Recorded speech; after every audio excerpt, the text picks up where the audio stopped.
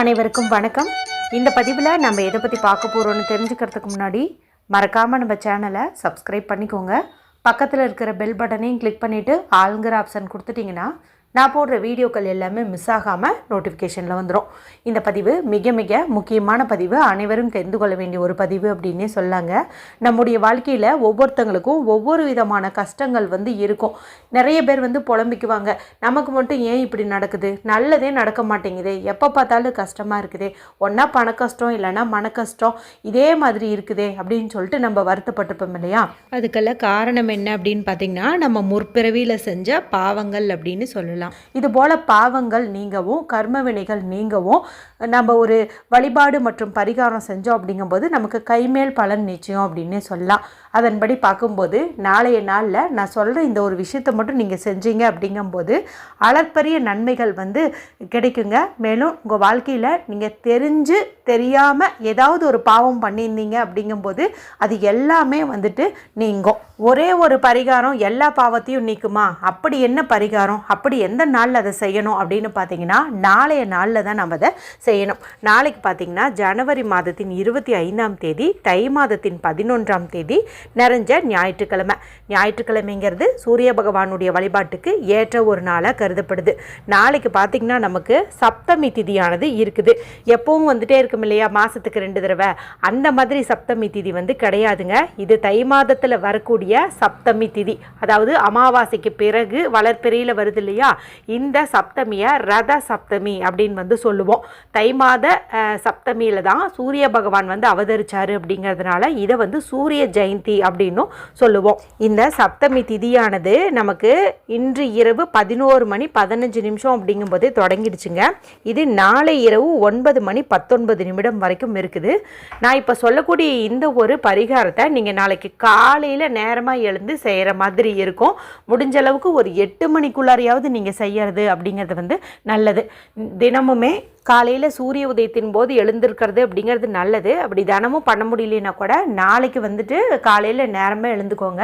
முடிஞ்ச அளவுக்கு 6 to 7 பார்த்திங்கன்னா சூரிய ஓரை இருக்குது. அந்த சமயத்துலேயே இந்த ஒரு பரிகாரத்தை செய்யறதுக்கு முயற்சி பண்ணுங்க. சரி, அந்த பரிகாரம் செஞ்சால் எல்லா கஷ்டமும் நீங்கும்னு சொல்கிறோம் இல்லையா, அப்படி என்ன பரிகாரம், அதுக்கு ஏதாவது ஒரு சிறப்பு இருக்கும் இல்லையா, அந்த சிறப்பை நீங்கள் தெரிஞ்சுக்கிட்டீங்கன்னா தானே அதனுடைய முக்கியத்துவம் உணர முடியும். அதனால் ஒரு சிம்பிளாக ஒரு புராண கதை சொல்கிறேன். அது நீங்கள் கேட்டீங்க அப்படின்னாவே இதனுடைய இம்பார்ட்டன்ஸ் தெரிஞ்சுக்குவீங்க. உங்க எல்லாருக்குமே மகாபாரதத்தில் வரக்கூடிய பீஷ்மர் தெரியும். அவர் பார்த்தீங்கன்னா அந்த பாரத போர் நடந்தபோது அம்பு படுக்கையில் விழுந்துட்டாரு. ஆல்ரெடி பார்த்தீங்கன்னா பீஷ்மருக்கு விரும்பிய நேரத்தில் விரும்பிய மாதிரி மரணம் நேரணும்னு ஒரு வரம் வாங்கியிருந்தார். அப்படி வாங்கியிருந்தாலுமே அவர் அந்த அம்பு படுக்கையில் விழுந்து அப்படியே உடலால் மனதால் துன்பப்பட்டுட்டு இருக்கிறாரு. ஆனால் அவருக்கு மரணம் நேரில். என்னாச்சு, நம்ம வரம் வாங்கியிருந்தமே, நமக்கு ஏன் அது பலன் கொடுக்கல அப்படிங்கிற மாதிரி யோசிக்கிறாரு. அப்போ அங்கே வேதவியாசர் வராரு. அவர்கிட்ட கேட்கும்போது அவர் சொல்கிறாரு, பீஷ்மா, நீ எந்த பாவமும் செய்யலை அப்படின்னாலும் சில பாவங்கள் நடக்கும்போது அதை நீ தடுக்காமல் இருந்து பார்த்தியா, அதுவே ஒரு பெரிய பாவம் தான் அப்படின்னதும் பீஷ்மருக்கு புரிஞ்சிருச்சு. முன்ன ஒரு தடவை இந்த துரியோதனுடைய அவையில் துச்சாதனன் பாஞ்சாலியுடைய அந்த ஆடையை பிடிச்சு இழுத்தார் இல்லையா, அப்போ கூட கிருஷ்ண பரமாத்மா தானே பாஞ்சாலிக்கு ஆடை கொடுத்துக்கிட்டே இருந்தாங்க. இப்போ அந்த சமயத்தில் பீஷ்மர் பார்த்தீங்கன்னா நினச்சிருந்தா அதை தடுத்திருக்க முடியும். ஏன்னா அவர் சொன்னாருன்னா கண்டிப்பாக துரியோதனன் ஆகட்டும் துச்சாதனன் ஆகட்டும் கண்டிப்பாக கேட்டிருப்பாங்க. ஆனால் இவர் அதை பெருசாக எடுத்துக்கல. அதை பார்த்தும் பார்க்காம இருந்த கண்ணுனால அந்த கண்களுக்கு பாவங்கள் ஏற்படுது. அதே போல் அதை தடுக்க முடியாத அந்த தோள்கள், அதை எழுந்து போய் இது பண்ண முடியாத அவருடைய கால்கள், இப்படின்னு பார்த்தீங்கன்னா ஒவ்வொரு பகுதிக்குமே பார்த்தீங்கன்னா அந்த பாவங்கள் சேருது. அப்போ நம்மளால ஒரு விஷயத்தை தடுக்க முடியும், ஆனாலும் நம்ம தடுக்காம ஒரு அநியாயத்தை வேடிக்கை பார்க்கறோம் இல்லையா, இதுவும் பார்த்தீங்கன்னா பாவ கணக்கு தான். இந்த பாவத்தினால தான் அவருக்கு மரணம் நேரல அப்படின்னு சொல்றாங்க.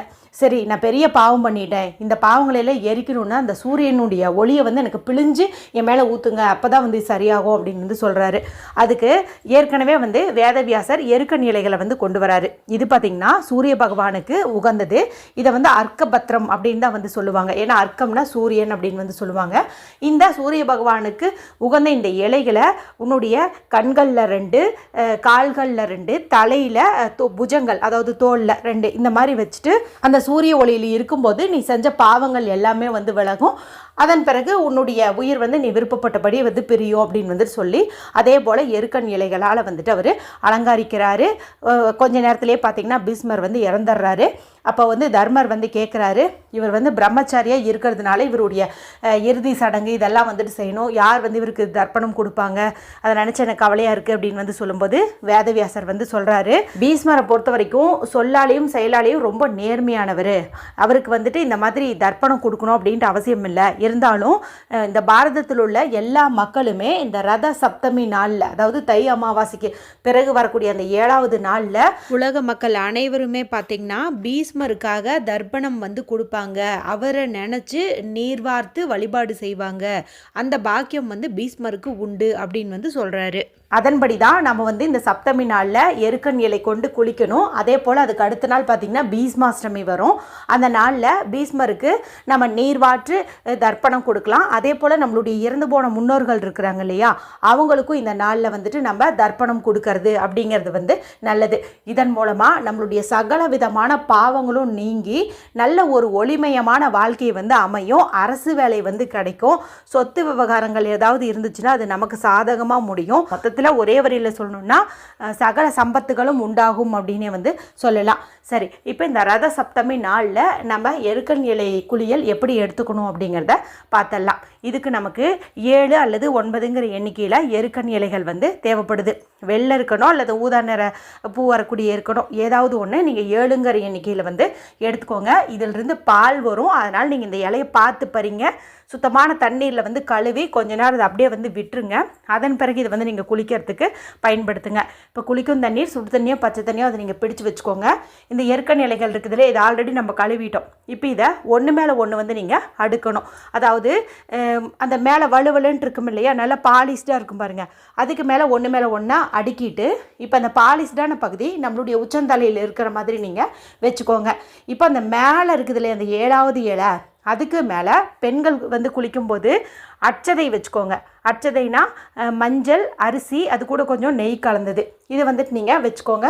எள்ளு வச்சுருந்தீங்கன்னா எள்ளும் கூட நீங்கள் அது மேலே வந்து வச்சுக்கலாம்.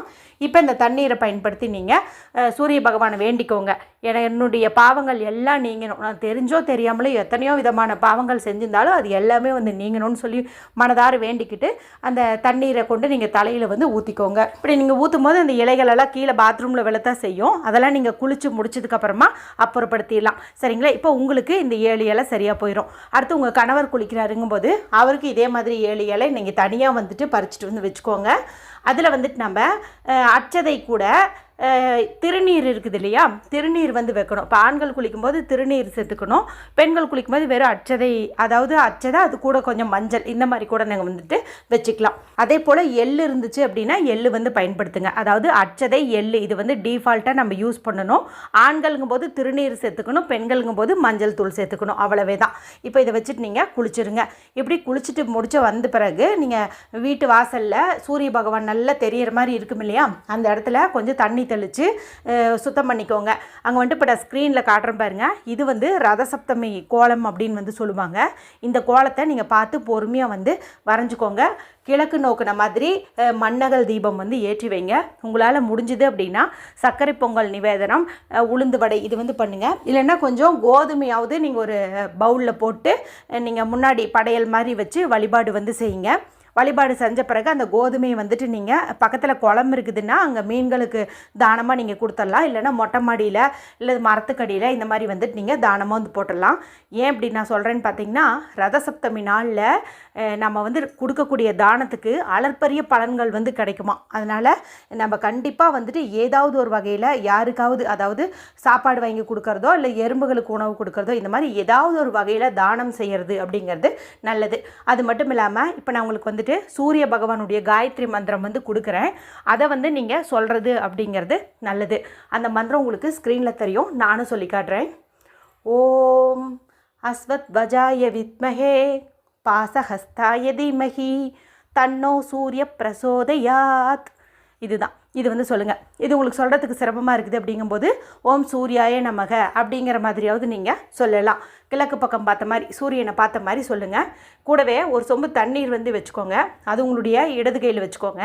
தண்ணீர் வந்து எச்சில் படாத தண்ணீராக இருக்கணும், சரிங்களா? இப்போ இடது கையில் வச்சுருக்க இந்த தண்ணீரை வலது கையில் நீங்கள் கொஞ்சம் கொஞ்சமாக ஊற்றி அப்படி தரையில் விடுங்க.